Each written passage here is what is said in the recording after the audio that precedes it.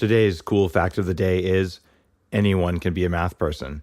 It's just a matter of whether or not you believe it or not. People who believe they're math people are a lot more likely to be willing to put in the work it takes in order to get good at math, which then reinforces their belief that they're actually good at it. People who don't believe that they're good at math are less likely to do the work, so they don't get good at it and they don't improve.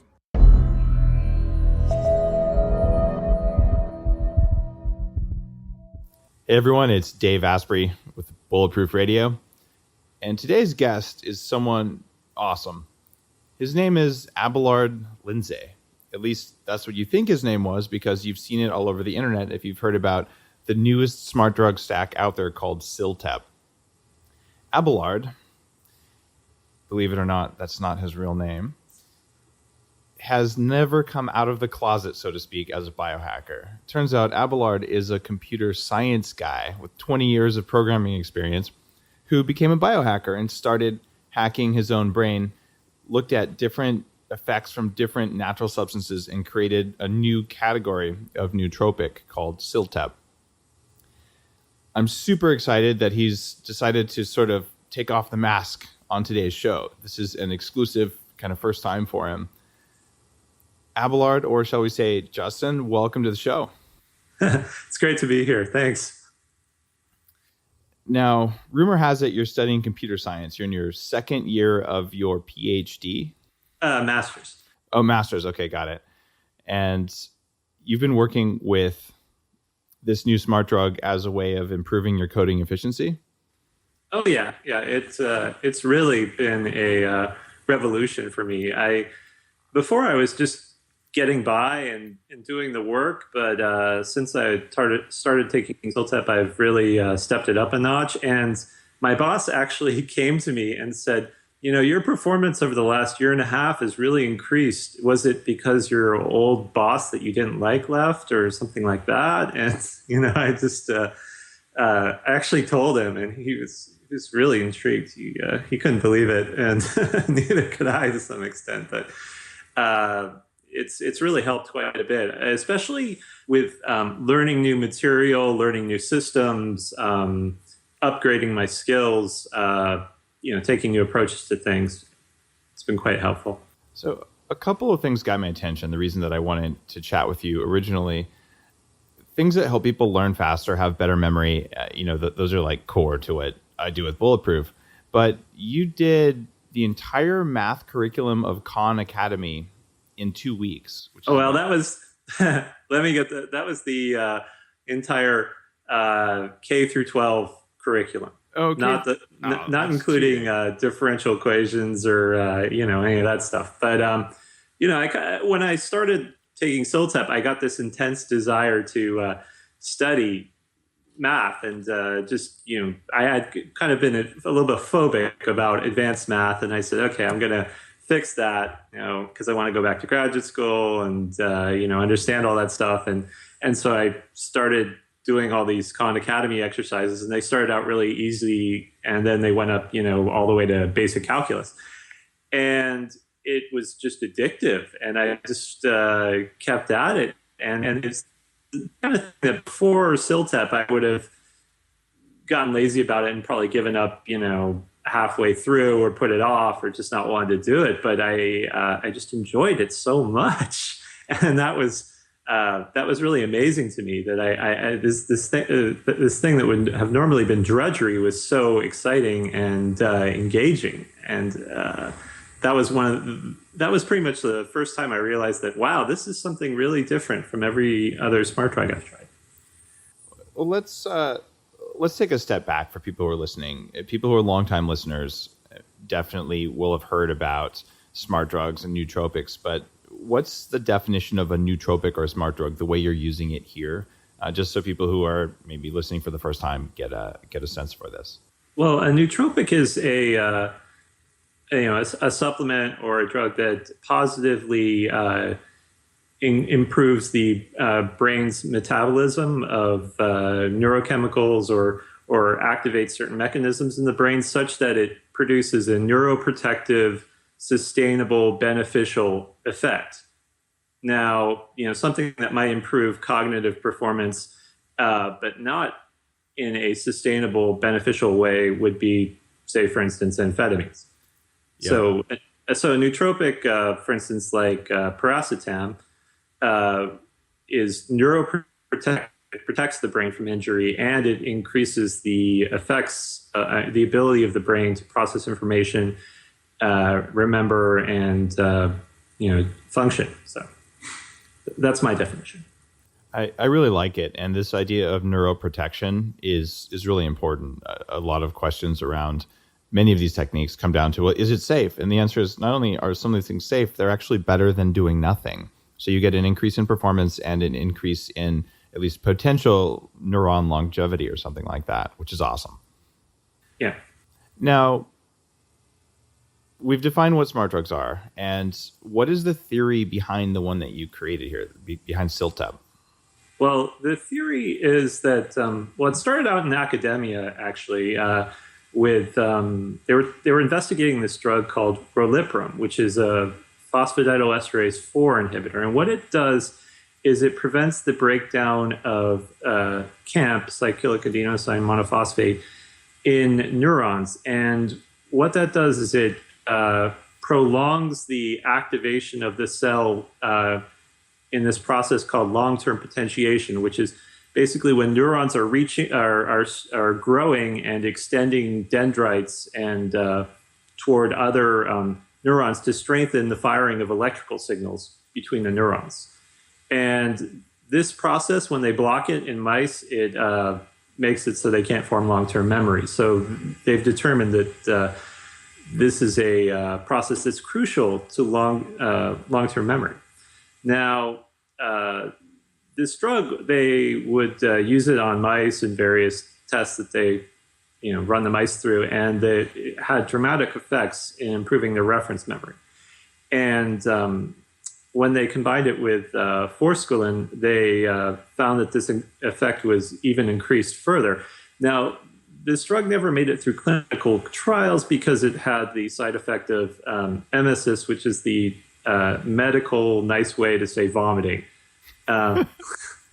So it was a very interesting drug for doing all sorts of experiments on mice, but it didn't really get through clinical trials because of the side effects. And so it was just put on the shelf. And there were actually a lot of articles in the literature about how one of these days they're going to make a synthetic PDE4 inhibitor that doesn't have this side effect. And there was even a Forbes article in 2002 that was talking about the development of these class of drugs, and they even referred to it as brain Viagra. Nice. So I was intrigued by this, and I knew that a cousin of PDE4, very closely related, it also affects a chemical similar to CAMP called CGMP. I think that's cyclic guanosine monophosphate. But anyway, that chemical that inhibits that is called PDE5, and that is what Viagra and Cialis inhibit. And so those work great, right? And but there are herbal inhibitors of those. All right, so you brought up Viagra. I was going to be polite about that, but there was a little side effect about mice. I think that I came across when I was doing research to chat with you about this. Do you know what I'm talking about? The side effect about mice. Yeah. The PDE4 in female mice. That was, that's a fun one. Is that what you're referring to? Indeed. Oh, okay.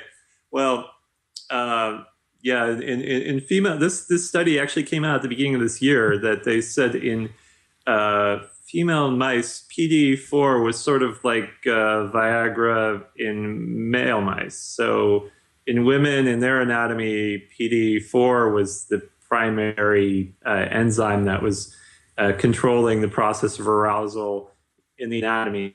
And in men, that was PDE5, male mice. So just to make sure that we demystify that whole sentence here, if I could just translate that and do this in the scientific way. In mice, it caused clitoral erections. Not to Right. be too graphic there for people driving in their car, but that's kind of interesting, especially given if you've heard the podcast with One Taste, and also we're gonna have to send a bottle of this over there to the people who are studying female orgasms in humans to see if there's a difference. And believe it or not, I really am going to send a bottle of it over there to Pooja. I hope I just got her name right.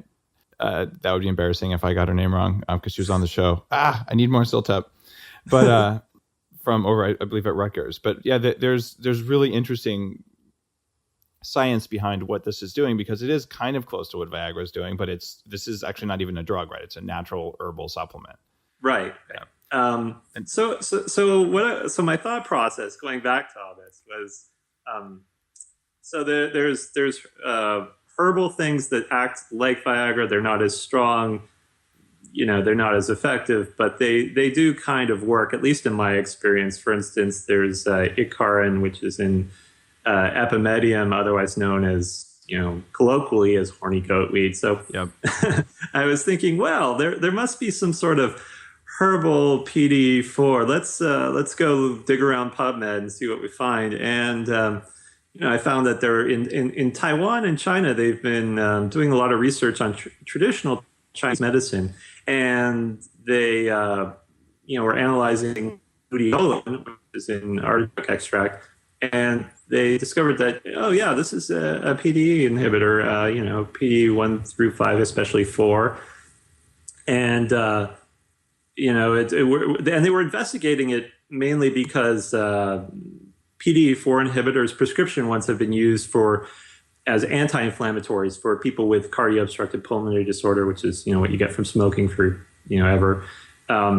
Helps them breathe. So they were investigating this as kind of a therapeutic angle on it. And so I read this and I thought, okay, luteolin, I'll just order up some artichoke extract. And then I was looking at this other study where they said forskolin potentiated this effect and increased this long-term potentiation effect of PDE4 inhibitors. So I ordered that up and I tried it, and I was like, wow, this is really great. And I even wrote in my journal, it's super nootropic.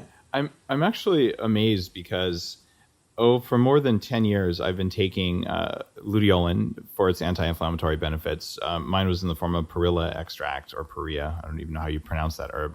And I've been taking forskolin for its cyclic AMP effects, also basically for increasing various cellular functions, and did not know that there was a smart drug effect from these things. And about, a year ago or so, I think you and Tim Ferriss were twittering about this, and he'd mentioned this in a magazine. I'm like, that's an old stack. Like, you take one for liver function, the luteolin, and for inflammation, you take the other one for cyclic AMP. Like, what's the big deal? Because I didn't understand the whole PDE4 thing that you had discovered. And so since then, I've had a chance to get to know you. And for people who are listening saying, I want to try this thing, we just put together something so you can get this on the Bulletproof Exec website or on Upgrade itself. So I'm super stoked that this is a stack that I know is, at least I believe it's safe because I've taken it for a very long time in a different form.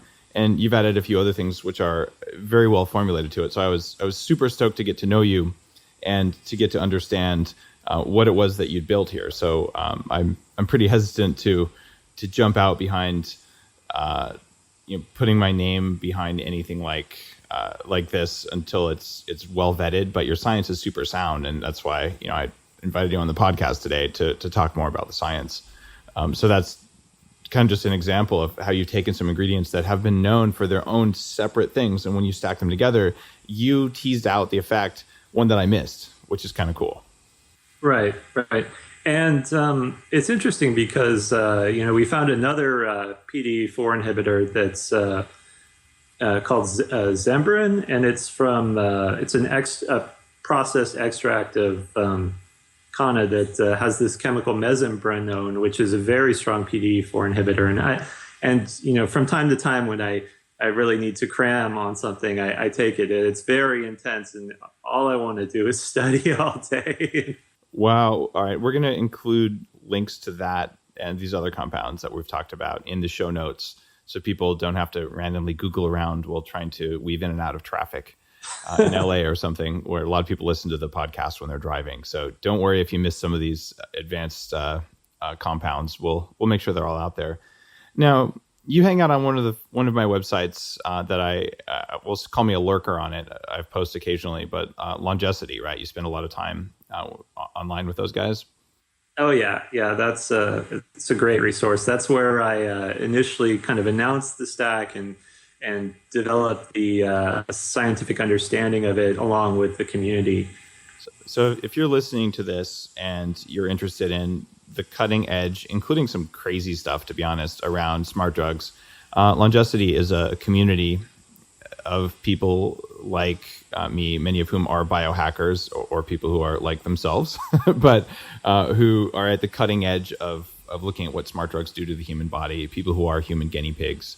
And it's a great resource there. So you announced it there, and I've definitely gone through the thread and thought, wow, this is pretty neat stuff. It's very deep, and it's a great information resource. That means, though, that you know about other smart drugs, right? Oh, yeah. All right. So you and me both. Let's talk about Racetams. My favorite one, most people who listen have heard me talk about Aniracetam because of what it does to memory I/O and to creativity and stress. This is kind of my favorite Racetam, and one that I take every day unless I'm taking phenylparacetam. How does CILTEP interact with Racetams? Well, it interacts really well with phenylparacetam. It's they're very synergistic. One of the guys I'm involved with in the who in the CILTEP business said, "Oh yeah, that felt really limitless when I took the two together." And I said, "Yeah, sure it did." That's the stack I take when I have an exam or I'm cramming for something. It's not one I take every day though. Every day I take paracetam though, because that has a cellular effect. I mean, phenylparacetam, it's very much of a stimulant effect almost. Biathletes in the Olympics, I think, were banned for using it because it increased their endurance and their tolerance to cold. So it's very strong, has a very strong effect. I kind of describe phenylparacetam as paracetam for the whole body instead of just the brain. And in fact, right now I'm on a stack of phenylparacetam, Aniracetam, and CILTEP. But that would be something that I would take most days. So that's just kind of how I roll. Yeah. What about interactions, positive or negative, if you put CILTEP with the Racetams? Like, is this safe? Because there's a lot of people listening to this who take Aniracetam because they tried it. Like the Rolling Stone guy in Australia, the editor there tried it. Was like, I think I'll be taking this Aniracetam stuff forever. Yeah. Well, I don't take Aniracetam regularly. For my particular neurochemistry, it tends to kind of have a bit of a spacey effect for me. So what about the rest of the Racetams? I just want to know, like, is it safe for people on Racetams to stack them with CILTEP, and what should they expect to happen? Yeah, well, they're good to paracetam. As far as I'm concerned, and phenylparacetam are great to stack together because they're operating in different aspects of neurology. So, for instance, the Racetams are acting in between the cell, at the cell receptors for NMDA and AMPA, and CILTEP is operating inside of the cell, magnifying those signals. So they're not, they're not directly interacting. So there's kind of a barrier between them. It's not like, they're not both working on the same receptor, for example. So there would be, their effects are independent of each other, and therefore they're synergistic. Now, it turns out that for a lot of people, Racetams can impact sleep. Sometimes they have more intense dreams. Sometimes it keeps them up. What impact have you seen from CILTEP on sleep? Well, that's a funny question because, before we added Alcard to the stack, you'd get this 2 p.m. sleepiness that would kick in. And a 2 p.m. sleepiness. And so got it.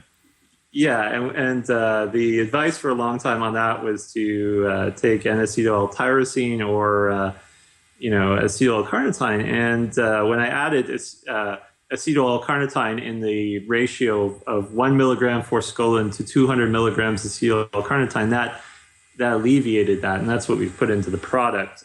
So, CILTEP actually helps you sleep better, if you can believe it.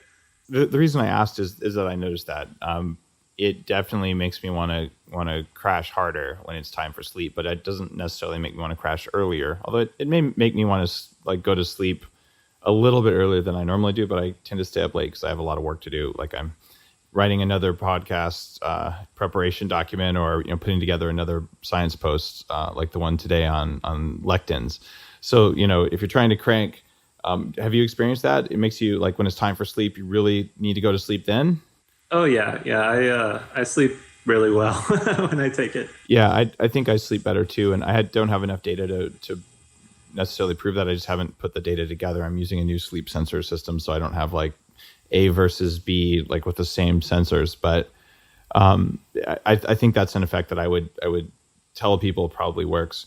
And for people listening, if you haven't heard of Alcar or Acetyl-L-Carnitine, this is a common amino acid that's used for cognitive enhancement and anti-aging purposes. It's been around for 20, 25 years. Life Extension Foundation first started talking about its use for mitochondrial function years ago, for fat burning. And it's something that I've used for longer than I can remember, I would say. So putting these things into a single stack reduces the number of pills and the cost very dramatically. And by having them work synergistically like this, it's a new effect and not one that I was aware of. So you've done a lot of biohacking here, which is really cool. You can tell you've done this. But what didn't work? Like what failures did you have? Oh well, we tried this to get the stack working with quercetin, which is has PDE inhibiting effects, but it was way too strong, and it kept me up at night, and it was kind of made me a little irritable. And same with hesperidin. That was kind of too strong in the wrong way as well. I mean, a lot of people take a vitamin C with quercetin and hesperidin. These are basically cofactors that go with vitamin C, right? Well, you can get them on their own. I mean, I was taking like 1 gram of quercetin. Oh, you were kind of hitting it hard then. But if I was taking, my vitamin C with bioflavonoids and quercetin and hesperidin and all that in a normal dose, do you think that would have an impact for the average person? Yeah, I mean, as long as it's a small enough dose. I mean, if you had a choice to avoid it, I would. It's just really the effect of CILTEP has to be carefully balanced. For instance, the amount of forskolin in it, you might notice, is very small compared to what's been in diet pills, for example. Like most, if you buy like a bodybuilding supplement with forskolin in it, it's got 25 milligrams, and we only have but 4. Bodybuilders have different goals than anti-aging and smart drug people. Like, they're different communities. They take advantage of the same pathways, but sometimes you beat them over the head, and sometimes you maneuver them carefully. Right. But the point I'm trying to get at is the effect of CILTEP is kind of, it needs to be carefully balanced. Like, too much is not better.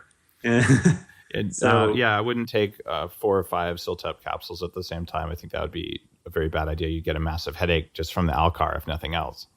Right. So it's important to not mess with the ratios, and I mean, maybe a little quercetin or hesperidin in small amounts wouldn't affect it as much, but I would try it with and without, because they're just the subjective effect, because there's so many PDE 4 variants. There's like 4A, 4B, 4C, 4D, and they all have slightly different effects, and just the ones that quercetin and hesperidin are active inhibiting are subjectively, in my experience, not the most beneficial. Got it. So people wouldn't want to take mega doses of vitamin C cofactors with this. What about another real popular supplement, one that I carry on the site too, Alpha Brain? It's primarily around increasing the activity of acetylcholine in the brain. And for a lot of people, they perform better when they've got more acetylcholine. What happens if you take Alpha Brain and CILTEP together? Well, I haven't taken Alpha Brain and CILTEP together, but I would, imagine that acetyl-L-Carnitine was what cured the sleepiness of that was induced by CILTEP. So that affects acetylcholine, and so increasing the acetylcholine in the brain should should be beneficial as far as wakefulness and so forth. That being said, you can get too much acetylcholine in the brain. It's not the greatest thing in the world, but I hold out hope that the two will be should be good together. I mean, especially the amino acids and so forth that are in alpha brain. You have a moderate amount of Alcar. You're not overdoing it in CILTEP, and so I don't think for most people that there would be excessive Alcar between the two. And if there was, if you stack them, I think that your effects would be a headache, and you'd know it right away. You might get some jaw tension or something. The other thing that is worth noting is that there's vinpocetine, which is a PDE1 inhibitor in alpha brain. Right. But since you're inhibiting PDE4, doing a PDE1 and 4 at the same time, they should stack together pretty nicely. Yeah. Luteolin does have some PDE1 inhibition effects, but they could stack together, beneficially. I mean, I'd really have to take them together for a while, but it could be synergistic for all I know. My read on it as a biohacker is that there's a lot of synergies there, and I don't see a lot of other problems. But I'm also someone who's acetylcholine dominant. Like, I've taken probably too many large dose acetylcholine promoters for a decade and a half, to the point that I have all the acetylcholine I need. When I take extra acetylcholine, I tend to get jaw tension and muscle tension pretty quickly. So I have to be really careful, especially with acetylcholinesterase inhibitors like huperzine. So that's not one that works with my neurochemistry, but for most people, they benefit greatly from that. So when I look at stacking those two up, I'm like, hey, it sounds like a great plan. And if it doesn't work for you, you're going to know it the first time you stack them. So yeah, and sometimes I take galantamine. Yeah. Which is a acetylcholinesterase inhibitor. So it's conceivable that they could be synergistic. Now, the best thing to wash CILTEP down with is Bulletproof coffee. Can you tell me why? Oh, well. Blatant self-serving questions. Oh, I love Bulletproof coffee. It's great stuff. So you do drink coffee? I never actually asked you that before. So, I mean, this isn't, we didn't stack this up. I was just, being the blatant commercial slimeball, who I'm not, with that question. So, but like, in all honesty, do you drink coffee, and what's the effect of coffee and CILTEP when you stack them? Oh, well, they work great together. Coffee is also great with theanine. Oh yeah. I'm sure you're aware that it has a effect of reducing some of the jitteriness aspects of caffeine by itself. Right. And that's our other product, Smart Caffeine. Yep. And but Bulletproof's great. It's really good coffee. I feel great after I drink it. It's doesn't have the. Sometimes when I drink coffee, I just don't feel right after. You actually notice a difference from bad coffee? Like, yeah. Just for people listening, I know I'm famous for talking about coffee and all that stuff. We didn't queue any of this up. We didn't plan this ahead of time. I have no idea what Abelard or Justin's answer is going to be here about stacking this and anything else. So, like, this is just two biohackers talking about coffee, just so we're all clear on that. So you felt a difference from, like, the quality of coffee changed how you're reacting, and you're okay with stacking coffee with the ingredients in here. I've never actually looked at what phenylalanine and caffeine or coffee do together. Any thoughts on that? Well, phenylalanine is an essential amino acid. I mean, a hard-boiled egg, there's 700 milligrams of phenylalanine. So it's, basically, if you eat a hard-boiled egg, you already took more phenylalanine than is in CILTEP. So why did you add phenylalanine to the stack?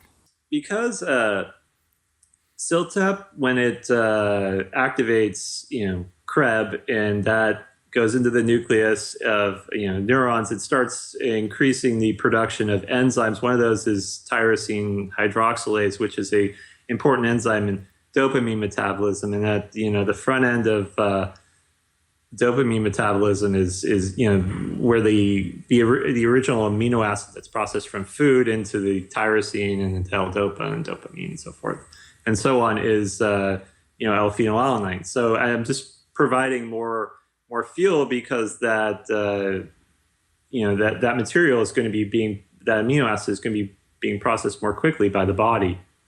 So it's the same reason I added Alcar is to counteract the depletion of those those nutrients that would otherwise occur, and thus counteracting any sort of nutrient depletion effects. Got it. That makes great sense. And supporting dopamine, in my experience, is at least as important as acetylcholine. Acetylcholine gets a lot of headlines, and this is why I have Alpha Brain on the site as something that I recommend for people. Because of its massive support for acetylcholine. But when you flip over to dopamine, that's becomes the realm of things like Modafinil or Provigil, which I'm kind of well known for using. How would you compare CILTEP to Modafinil and their effects on the brain? Well, Modafinil is kind of a strange one because the mechanism of action of it is somewhat unclear. Yeah. People thought it was orexins for a while, and then people thought it was it was something to do with brain currents, and it's interesting, but there are people who take modafinil and CILTEP together on the thread, and they have good luck with it. One thing that modafinil does is is reading about it blocks LTP in some cases in the prefrontal cortex. So, maybe CILTEP would help reverse that, or I don't know. Interesting. I don't take modafinil personally, so why not? Well, I try to stick to all natural. I don't. I try to stay away from prescription drugs. So, sort of all natural chemical extract of vitamin B6. Is that all natural? Well, that's natural enough. And for I just don't like to, have to go to my doctor and say, hey, Well, Silk Road 2.0 just came on, so you don't need your doctor anymore. Just kidding. Yeah. For people listening, Silk Road is, the place where you can go online to get just about any illegal drug or quasi-legal drug you wanted and pay with anonymous currency. And it was shut down by the government and just reopened yesterday as Silk Road 2.0, new and improved. Well, anyway.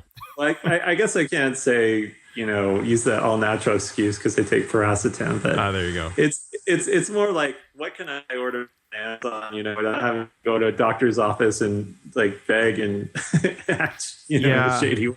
Needing a permission slip to biohack has been frustrating for me for years. And fortunately, there are a lot of integrative and holistic and functional medicine doctors who, when they understand what you're doing, will work with you on improving your brain function and improving your longevity. It's just, it takes time and energy and frankly money to find those guys. I try to list the Bulletproof physicians on the site. That's not to say that they'll write you a script for modafinil, but to say that they'll work with you on making sure your brain works as well as it can in the safest possible way. And I love the guys who spend their time and energy on that. So hats off to the physicians who are, willing to help us be more than we otherwise were, rather than just not dying. Yeah. I agree with you. It's important to push the boundaries and, become,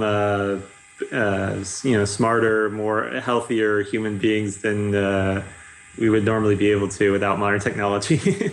Well, speaking of modern technology, you go by online almost exclusively, like this is your unveiling, Justin, as your name is Justin, you go by Abelard Lindsay.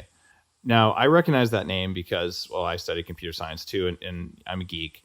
But where did you get that name? Tell people about this, since we're talking about high tech. Oh, well, that's from Bruce Sterling's Schismatrix.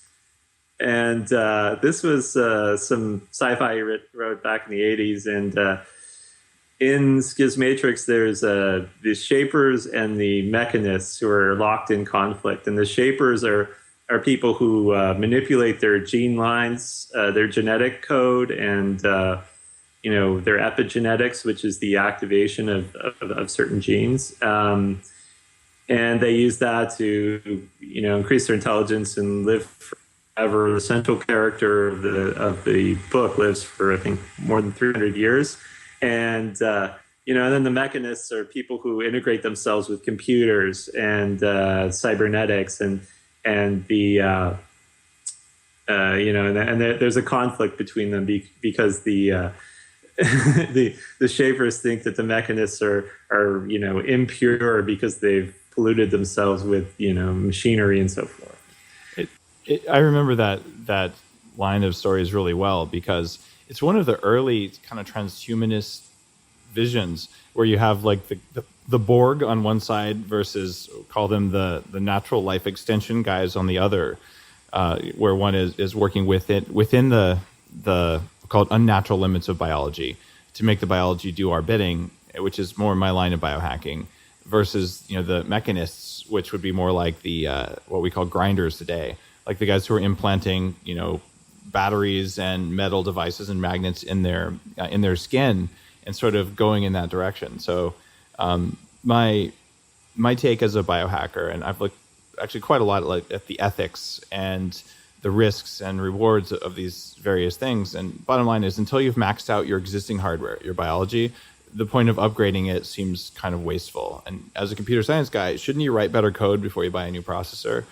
So there's just an elegance to that, right? And that's my take on this, and why I'm a fan of transhumanist technologies and understanding them. But I'm also very aware that we've barely scratched the surface of what our own biology can do. And CILTEP is one of those things that maybe can help your biology without needing to upgrade it. Well, the way I look at it, there are people who are a lot smarter than I am. You look at math geniuses like Ramanujan, or engineering geniuses like Tesla, and they have the same, roughly two, or even these people who can, there was a 60 Minutes on this, who can remember everything that happened in their life up to now, since, perfectly. And these people have the same roughly, few pounds of gray matter between their ears that I do. And so what's the difference, right? And so the way I think about it is, if I could somehow modify what's going on in my brain such that it was more like what was going on in their brains, then I could be that intelligent. And the guy who preserved Einstein's brain, for example, has found that he had a larger population of glial cells, which are these helper cells in the brain and so forth. So if you could, for instance, somehow encourage growth, and that was controlled and beneficial in that part of the brain, then you could conceivably get more of that capability that Einstein had. So that's how I look at it. There's so much room for improvement over our current condition just within our own biology. So you mentioned epigenetics there, and the whole perspective on biohacking that I talk about on the Bulletproof side is around, you modify what's going on inside your body, like at the cellular or the neurotransmitter level, and CILTEP's there. And then you modify the environment around you to get the epigenetic effects, which includes things like nutrition. Like, do you do interesting things nutritionally? Do you pay attention to diet and exercise and things like that? Yeah, I take a lot of supplements. I've kind of gathered them up over the years. One thing that I do with my diet is I try and eat really, really clean. And, for instance, one of the things, I drink distilled water that I add the minerals back into. And, I've gotten into the habit of eating like really high quality storable food just for lunch or whatever, because it's like organic peas, organic chicken, organic cheese, and you look at the ingredient list on these, and it's just peas. That's it. There's nothing else. Chicken, nothing else. There's no nitrates, no MSG, and eating that stuff on a regular basis. It's not for the gourmet or anything. It just feels really clean, and I don't have any negative reactions to it. When you say storable foods, you mean like dehydrated, like backpacker ration kind of things? No, this is stuff they sell at Costco. They're cans. They're about yay big, and they're good for like 20 years. And it's the really high quality stuff. It's actually not that cheap. I mean, to get enough calories for a day, if I was just going to eat that, which I don't eat specifically, it'd be like $20 a day. So it's not it's not ramen noodles or something like that. Got it. So you're kind of going for some convenience there. I'd worry about BPA in the can. That's for sure. Well, they're not. They're dry packed. Oh, they're dry packed. Okay, I'd have to look at what the things are, but I'm not sure that that's quite on the Bulletproof diet, to be honest. But you're not on the Bulletproof diet. But I'm just, for people listening, I don't know that I'd say that that's the most nutritious, lowest inflammation food you could get. And have you struggled with any like weight gain or weight loss or anything like that? In the course of being a smart drug kind of biohacker, like? Well, that hasn't really been my primary area of optimization. I've stayed about the same weight for many years. That's one thing I've gotten into because I don't have a lot of time on my hands is the 7-minute workout. Have you ever heard about that? I do about 15 minutes once every week or two. Not quite 7 minutes.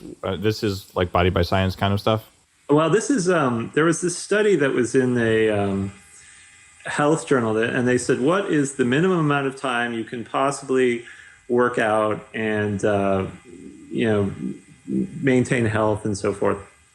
And they said it's basically a 7-minute high intensity workout, and there's even all these iPhone apps out for that now. Okay, yeah, it's very related to the stuff like for the last couple of years I've been saying. Here's how to do the minimum amount. So Dr. McGuff recommends 15 minutes every 14 days, which is funny enough is 7.5 minutes. So it's related quite a bit. So you're doing like some heavy lift squats or some sprints kind of things. Yeah. You do jumping jacks, and then you get a little break. Then you do wall sit, get a little break. Push-ups, get a little break, and this all kind of fits into 7 minutes. And there was a great. I think there was an article in the New York Times about it, and it had a lot of scientific. It had an actual study behind it that was in a published journal. So that's why. Very cool. Well, we are running towards the end of our interview here. And there's a couple of questions I ask everyone who comes on the show. Before we get to those, though, I want to remind people, if this interview has been helpful and you'd like to try CILTEP, it is available on the Bulletproof website. So check out bulletproofexec.com, go to the store, go to Upgraded Self, which is our store URL, and we will be carrying this for you. And I'm extremely pleased about that. Just there aren't a lot of new smart drug stacks, or I should say nootropic stacks, smart herbs out there like this. And it's something that I've definitely vetted and something I've tried. So check it out. And on that note, let's ask this big question that everyone's answered. For people who want to basically kick more ass, people want to perform at their very best, what are the top 3 pieces of advice you have for them based on your life experience? It doesn't have to be about smart drugs. It can be if you want, but just all the things you've learned in your entire life. What are the 3 most important ones people should know? Well, you got to find the right combination of supplements and smart drugs that work for you. And, one of the ways that I think is really good for determining that is Eric Braverman's edge effect. That's the way that he breaks down the neurochemistry of each particular person and so forth, and combining it with the right smart drugs that work for you. And that's sort of a process of exploration because everybody's brain is different. And the second thing I would say is to find out what you're really good at, what your brain. I think that not everybody can do everything really well. In my family, there's lots of differences with, talents and so forth. And, just to kind of find your niche, find out what you're good at and try a lot of things to kind of see what works. What you're doing now that you're reasonably okay at may not be your main passion. And the other thing is to learn how to think better. By reading about confirmation biases and social psychology and so forth, just finding all the ways that our own brains and the habits of thought mislead us, so we can make better decisions and not be subject to prejudices or biases that would interfere with us making the best decisions. Awesome advice. Justin, aka Abelard Lindsay, thank you for being on the show. Thanks for making a new smart drug stack. And I really appreciate just the work you've been doing and the passion you put into smart drugs. I appreciate you being on the show today. It's been a pleasure.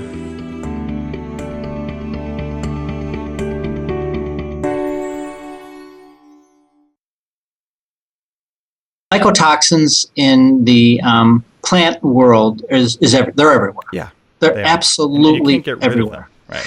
You can try to mitigate them if as best as possible. The first thing is to try to identify them, identify the ones that can really do damage.